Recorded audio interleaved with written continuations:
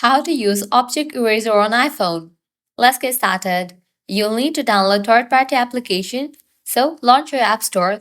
Then go ahead and search for this one app. After app appears, download it. Once completion of its download process, launch it. Now log into your account using email address. After you log in, you'll be directed to this page. Now I can go ahead and click on the option of photos. Select the photo in which you want to use the Object Eraser. Click on Edit Picture. Now at the bottom, you're going to find an option. Head over to the option of eraser. Due to privacy setting of the app, this part cannot be recorded, but you can follow these instructions. Now use your fingers and rub the object that you want to remove. Once you do that, click on the option of remove selected. If you want to use it again, just rub your fingers to the object that you want to remove in this way. Then click on remove selected.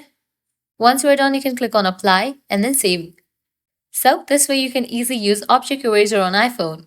If this guide was helpful, don't forget to like, share and subscribe to our channel. Thanks for watching.